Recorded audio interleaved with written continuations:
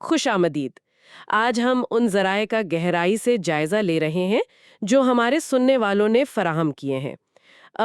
یہ مواد ایک آپ کہہ سکتی ہیں بہت ہی دلچسپ الہیاتی تصور پر روشنی ڈالتا ہے، جسے دو کلیسائیں کہا جا سکتا ہے۔ جی، ہمارے پاس جو یہ تحریریں ہیں یہ مسیحی الہیاتی تشریحات پر مبنی ہیں، اور یہ تاریخ میں دو بالکل مختلف روحانی جماعتوں کے درمیان ایک فرق کو نمایاں کرتی ہیں۔ بالکل ایک مستقل فرق نظر آتا ہے ان میں۔ تو آج کی ہماری گفتگو کا مقصد ہے کہ ان ذرائع کی روشنی میں اس خیال کو سمجھا جائے کہ ایک جماعت خدا کی وفادار ہے اور دوسری وہ بھٹک جاتی ہے، جی ان ذرائع کے مطابق وہ راستے سے ہٹ جاتی ہے۔ اور اس کے لیے بائبل کی کئی مثالیں دی گئی ہیں، عدن، حابل، قابیل، نوح، ابراہیم وغیرہ۔ بالکل، اور دیکھیں یہ سمجھنا اہم ہے کہ یہ ایک خاص تشریحی فریم ورک ہے، مطلب یہ ان ذرائع کی اپنی پیشکش ہے۔ بنیادی خیال یہ ہے کہ بائبل کی پوری کہانی میں ایک مسلسل کشمکش چل رہی ہے۔ کشمکش کن کے درمیان؟ ان لوگوں کے درمیان جو خدا کی مرضی پر چلتے ہیں اور ان کے درمیان جو آپ کہہ لیں اپنی راہ چلتے ہیں یا گمراہ ہو جاتے ہیں۔ اور ذرائع اس تقسیم کو علامتی طور پر دو مخالف کلیسائیں یا روحانی برادریاں کہتے ہیں۔ اچھا، تو یہ صرف تاریخی واقعات نہیں؟ ان ذرائع کے مطابق یہ صرف تاریخ نہیں، یہ ایک گہری روحانی حقیقت کی عکاسی ہے۔ ٹھیک ہے، تو آئیے پھر اس فریم ورک کا جائزہ لیتے ہیں۔ ذرائع کہتے ہیں کہ یہ تقسیم بالکل شروع سے ہے۔ پہلا جوڑا ہے عدن کلیسا بمقابلہ سانپ کلیسا۔ جی، عدن کلیسا کے بارے میں لکھا ہے کہ وہ محبت کے حکم سے جانوروں پر حکومت کرتی تھی، پیدائش کا حوالہ ہے۔ جی، پیدائش 2.15۔ اور اس کے مقابلے میں سانپ کلیسا وہ زمینی چیزوں پر یعنی مٹی سے بنی مخلوق پر طاقت سے ظلم کرتی ہے، پیدائش 3.14 کا حوالہ۔ بالکل، یہ حکمرانی کے دو بالکل مختلف انداز ہیں۔ اور یہاں دلچسپ نکتہ یہ ہے کہ ذرائع اس فرق کو اطاعت اور تخلیق پر اختیار کے بنیادی رویے سے جوڑتے ہیں۔ اچھا، یعنی رویے کا فرق۔ جی، ایک طرف محبت ہے، ذمہ داری ہے، خدا کی ہدایت کے تحت اختیار کا استعمال، یہ عدن کلیسا ہے۔ دوسری طرف نافرمانی کے بعد طاقت، جبر، اپنی مرضی مسلط کرنا، یہ سانپ سے متاثرہ رویہ ہے۔ تو یہ صرف جانوروں پر حکومت نہیں، یہ تو زندگی کا اصول بن گیا۔ بالکل، ان ذرائع کے مطابق یہ انسانی تاریخ میں اختیار اور حکمرانی کے دو نمونوں کی بنیاد ہے، ایک خدا کی مرضی کے مطابق، دوسرا اس کے خلاف۔ صحیح۔ اچھا، عدن کے فوراً بعد ذرائع عبادت میں بھی یہی تقسیم دکھاتے ہیں، حابیل اور قابیل کی مثال میں۔ جی ہاں، حابیل کلیسا بمقابلہ قابیل کلیسا۔ عبرانیوں میں لکھا ہے حابیل نے ایمان سے بہتر قربانی دی، جی، بہتر قربانی۔ جبکہ قابیل 1 یوحنا میں ہے کہ وہ شریر سے تھا، اس کے اعمال برے تھے۔ بالکل، اور اس کی قربانی قبول نہیں ہوئی۔ یہ مثال واضح کرتی ہے ان ذرائع کی نظر میں کہ عبادت کا اصل معیار صرف ظاہری رسم نہیں بلکہ ایمان اور نیت ہے۔ جی بالکل، ایمان اور نیت۔ حابیل کی قربانی ایمان پر مبنی تھی، خدا پر بھروسے کا اظہار۔ قابیل کی قربانی ذرائع کہتے ہیں صحیح نیت سے خالی تھی، حسد تھا، برائی تھی، جو آخرکار قتل پر ختم ہوئی۔ تو یہ دو راستے مزید واضح ہو گئے، ایمان والا راستہ اور بے ایمانی والا۔ جی، ایک قبولیت کا، دوسرا رد کیے جانے کا۔ یہ دل کی حالت کا فرق ہے۔ اور یہ تقسیم پھر پوری تاریخ میں چلتی رہتی ہے۔ ذرائع مختلف شخصیات اور گروہوں کو اسی طرح پیش کرتے ہیں، جیسے سیت کی نسل۔ ہاں، پیدائش 4.6 جو خداوند کا نام پکارنا شروع کرتی ہے، اور اس کے مقابلے میں نیفیلم پیدائش 6.5 کہتا ہے ان کے خیالات مسلسل برے تھے، وہ خدا کے بغیر جیتے تھے۔ جی، ان ذرائع کے تناظر میں سیت کی نسل وفادار سلسلے کی نمائندگی کرتی ہے، وہ جو خدا کو یاد رکھتے، اس کی عبادت کرتے۔ اور نیفیلم؟ نفیلم یہاں خدا سے مکمل دوری، انسانی سرکشی اور بڑھتی ہوئی برائی کی علامت ہیں۔ یہ وہ دور تھا جب زمین پر گناہ بہت بڑھ گیا تھا۔ تو یہ پھر وہی دو نمونے ہیں، ایک خدا کی طرف رجوع کرنے والا، دوسرا اس سے دور۔ اور اسی بڑھتی برائی کا نتیجہ تھا طوفان نوح۔ یہاں بھی ذرائع دو کلیسیاں دیکھتے ہیں، نوح کلیسا بمقابلہ نمرود کلیسا۔ جی، نوح کے بارے میں 2 پطرس میں لکھا ہے وہ راست بازی کی منادی کرنے والا تھا، خدا کا خوف رکھتا تھا، کشتی بنائی۔ جی، خدا کے حکم پر۔ اور مقابلے میں نمرود، بابل کے برج کی کہانی، وہ خدا کی مخالفت کرتا ہے، اپنا نام اونچا کرنے کے لیے برج بناتا ہے، گویا خدا کی سزا سے بچنے کی کوشش۔ بالکل۔ نوح کی مثال ہے کامل ایمان کی، خدا کے فیصلے کی سنجیدگی سے تیاری کی، دوسروں کو خبردار کرنے کی۔ وہ ایک غیر معمولی کام کرتا ہے، یہ دیکھے بغیر کہ دنیا کیا سوچتی ہے۔ صحیح۔ دوسری طرف نمرود اور بابل کا برج، وہ انسانی تکبر ہے، خود انحصاری، خدا کے خلاف بغاوت۔ وہ اپنی طاقت پر بھروسہ کرتے ہیں، خدا پر نہیں۔ تو ایک راستہ بچاؤ کا، دوسرا گھمنڈ اور انتشار کا۔ جی، یہ تضاد بہت واضح ہے۔ آگے چلیں تو ابراہیم کی مثال ہے۔ ابراہیم کلیسا، عبرانیوں کا حوالہ ہے کہ وہ ایمان سے نکلا، خیموں میں رہا، ایک ایسے شہر کا منتظر رہا جس کا بنانے والا خدا ہے۔ یہاں تک کہ بیٹے کو قربان کرنے سے بھی دریغ نہیں کیا، کیونکہ خدا سب سے قیمتی تھا۔ جی، یہ ایمان کی انتہا تھی۔ اس کے مقابلے میں ذرائع مصری کلیسا کا ذکر کرتے ہیں۔ یہ وہ اسرائیلی تھے جو بیابان میں مصر کی نعمتوں کو یاد کر کے شکایت کرتے تھے۔ گنتی کا حوالہ ہے مچھلی، کھیرے، تربوز۔ جی، ابراہیم کی زندگی ان ذرائع میں ایمان کی اعلیٰ مثال ہے۔ وہ دنیاوی استحکام کے بجائے خدا کے وعدوں پر بھروسہ کرتا ہے، آسمانی وطن پر نظر رکھتا ہے۔ اور بیٹی کی قربانی؟ وہ اس کے ایمان اور محبت کی انتہا ہے۔ اس کے برعکس اسرائیلیوں کی شکایات، وہ انسانی کمزوری ہے۔ ہم اکثر ماضی کے دنیاوی آرام کو دیکھنے لگتے ہیں، چاہے وہ غلامی ہی کیوں نہ ہو۔ بالکل، اور خدا کے منصوبے اور اس کی فراہمی پر شک کرنے لگتے ہیں۔ یہ ایمان اور بے یقینی کی کشمکش ہے۔ پھر اسرائیل قوم کی تاریخ میں یہ تقسیم مزید واضح ہوتی ہے۔ اسرائیل کلیسا بمقابلہ بابل کلیسا۔ جی، خروج میں خدا کہتا ہے اگر عہد مانو تو خاص ملکیت کہانوں کی مملکت بنو گے۔ وہ خدا کو بادشاہ مانتے ہیں۔ ہاں، یہ حد تھا۔ لیکن جب عہد شکنی کرتے ہیں تو نتیجہ بابل کی اسیری ہے۔ 2 تواریخ اور دانیال کا حوالہ ہے۔ بادشاہ انہیں قید کرتا ہے، ہیکل کے برتنوں کی بے حرمتی ہوتی ہے، اور وہ بتوں کی پوجا میں لگ جاتے ہیں، سونے چاندی کے بت۔ یہاں بابل صرف ایک شہر نہیں لگتا۔ بالکل نہیں۔ ان ذرائع میں بابل ایک علامت ہے، دنیاوی طاقت، بت پرستی، مادیت پرستی، خدا کے لوگوں کو روحانی طور پر قید کرنے والے نظام کی۔ اچھا، جب خدا کی قوم اپنے عہد سے پھر جاتی ہے تو وہ لامحالہ بابل یعنی دنیاوی اثر و رسوخ کی گرفت میں آ جاتی ہے۔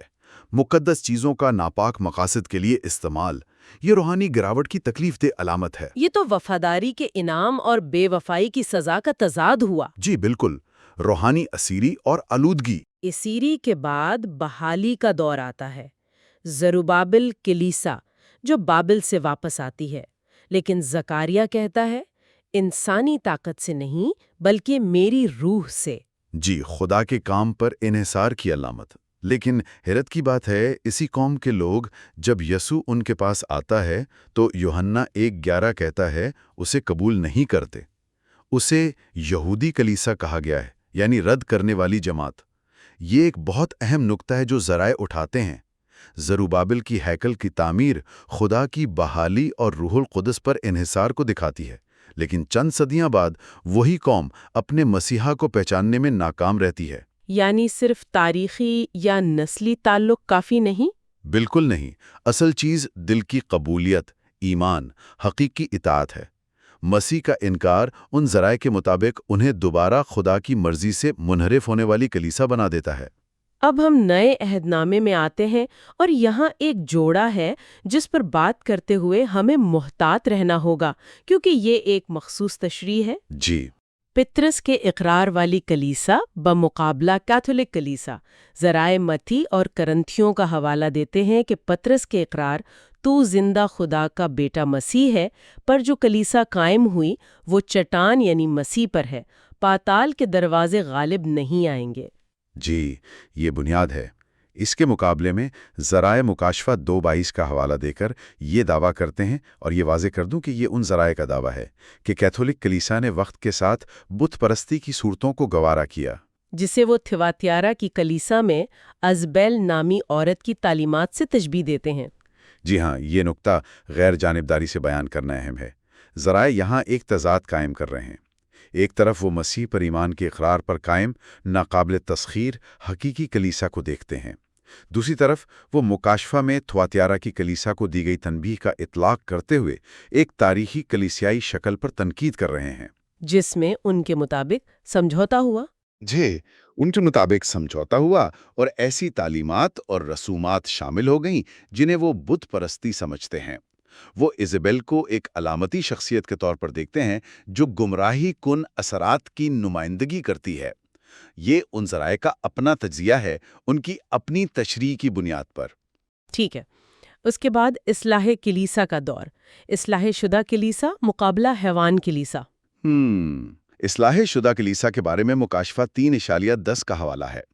فیلاڈیلفیا کی کلیسا کہ وہ صبر کا کلام رکھتی ہے، آزمائش میں ثابت قدم رہتی ہے، خوشخبری پر قائم رہتی ہے۔ جی، وفادار کلیسا۔ اس کے برعکس حیوان کلیسا، یہ تصور مکاشفہ 13 سے لیا گیا ہے، جہاں ایک بڑی دنیاوی طاقت حیوان شیطان سے اختیار پا کر غالب آ جاتی ہے اور لوگ خدا کے بجائے اس حیوان کی پرستش کرنے لگتے ہیں۔ یہ تو بہت سنگین تصویر ہے۔ یقیناً یہ تضاد واضح کرتا ہے فرق ایک ایسی کلیسا کے درمیان جو خدا کے کلام پر مضبوط ہے، صبر کرتی ہے، گواہی دیتی ہے، اور دوسری طرف ایک ایسی جماعت یا نظام جو دنیاوی طاقت، دباؤ یا شیطانی دھوکے کے سامنے جھک جاتی ہے اور خدا کے بجائے کسی اور کی پرستش کرتی ہے۔ مکاشفہ کے مطابق یہ آخری ایام کی تقسیم ہے۔ جی، اگر ہم ان تمام مثالوں کو دیکھیں عدن سے لے کر یہاں تک، تو ان ذرائع کے مطابق ایک مستقل نمونہ ہے۔ کیسا نمونہ؟ خدا پر بھروسہ، فرمان برداری، وفاداری کا راستہ۔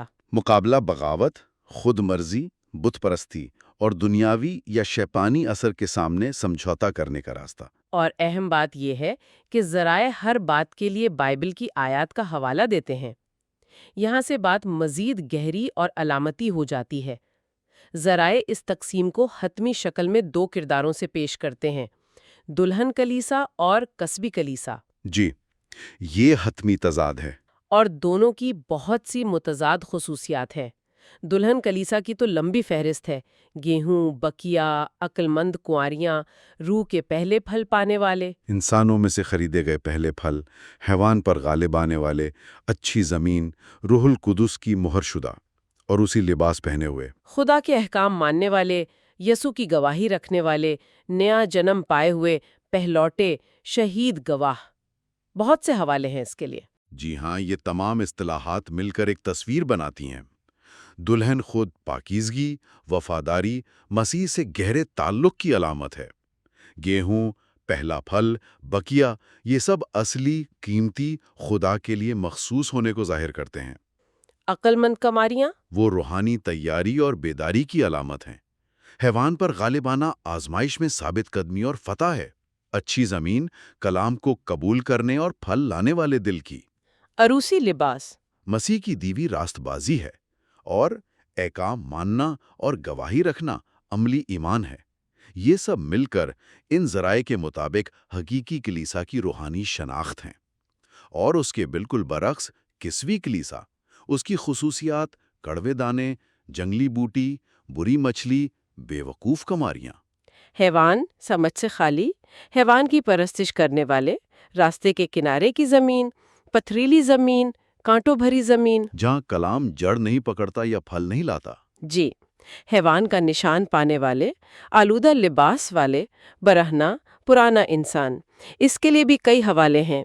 یہ تصویر بھی اتنی ہی واضح ہے، مگر منفی معنوں میں۔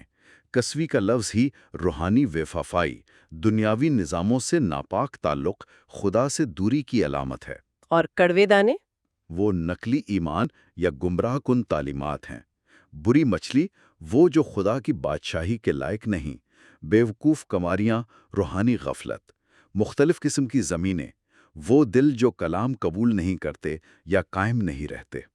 حیوان کا نشان، خدا کے بجائے دنیاوی طاقت سے وفاداری۔ برہنہ یا آلودہ لباس، روحانی غربت، شرمندگی، گناہ کی حالت۔ یہ آخری درجہ بندی ان ذرائع کے مطابق دو بالکل مختلف روحانی راستوں اور ان کے انجام کو دکھاتی ہے۔ اس فرق کو مزید واضح کرنے کے لیے ذرائع سلیمان بادشاہ اور دو عورتوں کی کہانی کا حوالہ دیتے ہیں جو ایک ہی بچے کی ماں ہونے کا دعویٰ کرتی ہیں۔ جی، وہ مشہور کہانی۔ جب معاملہ حل نہیں ہوتا، سلیمان تلوار منگوا کر کہتا ہے بچے کو 2 ٹکڑے کر دو، آدھا آدھا دونوں کو دے دو۔ ایک عورت فوراً چیختی ہے، اے میرے مالک رحم کر، زندہ بچہ اسی کو دے دے، قتل نہ کر۔ جی جبکہ دوسری کہتی ہے، نہ یہ میرا ہو نہ تیرا، کاٹ ڈالو۔ بالکل۔ سلیمان فوراً پہچان لیتا ہے کہ پہلی عورت ہی ماں ہے اور بچہ اسے دے دیتا ہے۔ ذرائع اس کی تشریح کیسے کرتے ہیں؟ ذرائع اس کی ایک علامتی تشریح کرتے ہیں جو ان کے 2 کلیساؤں کے نظریے سے ملتی ہے۔ وہ کہتے ہیں 2 عورتیں 2 کلیسائیں ہیں، ایک حقیقی خدا کی، دوسری جھوٹی شیطان کی۔ اچھا، زندہ بچہ خدا کے کلام یا سچائی یا شاید خدا کے لوگوں کی نمائندگی کرتا ہے۔ تلوار خدا کا کلام ہے جو عبرانیوں 4:12 کے مطابق دل کے خیالوں اور ارادوں کو جانچتی ہے۔ تو تلوار سچائی کو ظاہر کرتی ہے۔ جی، سچی کلیسا حقیقی ماں کی طرح زندگی بچانا چاہتی ہے، قربانی دینے کو تیار ہے۔ وہ خدا کے کلام اور لوگوں کی قدر کرتی ہے۔ جھوٹی کلیسا دوسری عورت کی طرح بے حس ہے، اسے زندگی کی پرواہ نہیں، وہ تباہی دیکھنا چاہتی ہے، اور اس کو وہ یوحنا 12:50 سے جوڑتے ہیں کہ باپ کا حکم ہمیشہ کی زندگی ہے۔ بالکل، تو ان کی تشریح یہ ہے کہ سچی کلیسا خدا کے احکام جو زندگی بخش ہے پر عمل کرتی ہے، جھوٹی نہیں کرتی۔ خدا کا کلام تلوار ظاہر کر دیتا ہے کہ کون حقیقی ہے۔ یہ واقعی ایک گہری تشریح ہے، اور ذریعہ کہتا ہے کہ یہ تقسیم آج بھی ہے، کلیسائیں آج بھی تقسیم ہوتی ہیں۔ بالکل، ان ذرائع کا زور اسی بات پر ہے کہ یہ ایک جاری روحانی حقیقت ہے۔ پھر وہ دلہن کلیسا کے تصور پر مزید روشنی ڈالتے ہیں۔ ایک دلچسپ نقطہ وہ یہ پیش کرتے ہیں کہ جس طرح ہوا آدم کی پسلی سے نکلی جب وہ سو رہا تھا، جی، پیدائش میں ہے، اسی طرح کلیسا بطور مسیح کی دلہن مکمل طور پر اس وقت ظاہر ہوئی جب مسیح نے صلیب پر جان دی اور اس کے پہلو سے خون اور پانی بہا۔ یوحنا میں اس کا ذکر ہے۔ جی، اور اعمال 20:28 کہ خدا نے کلیسا کو اپنے خون سے خریدا۔ تو کلیسا کا جنم مسیح کی قربانی سے جڑا ہے، لیکن پرانے عہد نامے میں خدا کے لوگوں کو کبھی دلہن یا کلیسا نہیں کہا گیا۔ ہم نے اسرائیل کی بات کی تھی۔ ہاں، یہ اہم سوال ہے۔ ذرائع اس کا جواب دیتے ہیں۔ وہ مانتے ہیں کہ پرانے عہد نامے میں بھی دلہن کی ایک شکل تھی۔ یرمیہ 31 میں خدا اسرائیل کو اپنی بیوی یا دلہن کہتا ہے۔ یرمیہ 3:8 میں بھی طلاق کا استعارہ ہے۔ اور اعمال میں اسٹیفنس نے بیابان کی جماعت کو کلیسا کہا۔ جی، ایکلیزیا۔ تو ذرائع مانتے ہیں کہ پرانے عہد نامے کی یہ جماعتیں جو جانوروں کے خون کے عہد کے تحت تھیں بھی ایک لحاظ سے کلیسائیں اور خدا کی دلہن تھیں۔ تو پھر نئے عہد نامے کی دلہن کلیسا میں خاص کیا ہے؟ فرق کیا ہے؟ فرق نئے عہد کی بنیاد اور اس کے نتائج میں ہے۔ ذرائع کے مطابق حقیقی، کامل، حتمی دلہن نئے عہد کے ذریعے ہی سامنے آتی ہے، وہ عہد جو یسوع مسیح کے خون سے قائم ہوا ہے۔ جی، عبرانیوں کی کتاب اس فرق کو واضح کرتی ہے۔ پرانے عہد کا خون صرف رسماً پاک کرتا تھا، لیکن یسوع کا خون، عبرانیوں 9:14، زندہ خدا کی عبادت کرنے کے لیے تمہارے دلوں کو مردہ کاموں سے کیوں نہ پاک کرے گا، یعنی حقیقی پاکیزگی۔ جی، یہ نیا عہد گناہوں سے حقیقی اور مکمل پاکیزگی دیتا ہے اور ایمانداروں کو خدا کی خدمت کے لائق بناتا ہے، جو پرانے عہد میں ممکن نہیں تھا۔ نیا عہد پرانے کو پرانا اور ختم ہونے والا کہتا ہے۔ مسیح کا خون خدا سے ایک زیادہ گہرا ذاتی تعلق قائم کرتا ہے۔ یہی بنیاد ہے حقیقی دلہن کے لیے سگی۔ جی، ان ذرائع کے مطابق۔ تو اگر ہم اس ساری گفتگو کا خلاصہ کریں جو ان ذرائع پر مبنی ہیں، تو بنیادی نقطہ یہ ہے کہ یہ ایک الہاتی نقطہ نظر ہے جو پوری بائبل کی تاریخ میں اور آج تک 2 بنیادی روحانی راستوں یا جماعتوں کے درمیان فرق دیکھتا ہے۔ جی، ان راستوں کو مختلف نام دیے گئے: عدن بمقابلہ سانپ، حابیل بمقابلہ قابیل، اور آخر میں دلہن کلیسا بمقابلہ کسبی کلیسا۔ بالکل۔ کی پہچان کی کلید ان ذرائع کے مطابق خدا کے کلام اور احکام سے ان کا تعلق ہے، یعنی وفاداری اور اطاعت، یا نافرمانی اور سمجھوتا۔ بالکل درست۔ اور یہ سمجھنا ضروری ہے کہ ذرائع اسے صرف تاریخی یا نظریاتی درجہ بندی نہیں مانتے، بلکہ ان کا اصرار ہے کہ یہ ایک موجودہ عملی حقیقت ہے۔ یہ ایک دعوت ہے کہ لوگ اپنی زندگیوں اور جماعتوں کا جائزہ لیں، وہ کس راستے پر ہیں۔ کیا ان کی زندگیوں میں وفاداری، اطاعت، خدا پر انحصار، کلام کی قدر ہے، یا پھر دنیا داری، سمجھوتا، خود مرضی، روحانی غفلت غالب ہے؟ تو یہ ایک مسلسل کشمکش ہے۔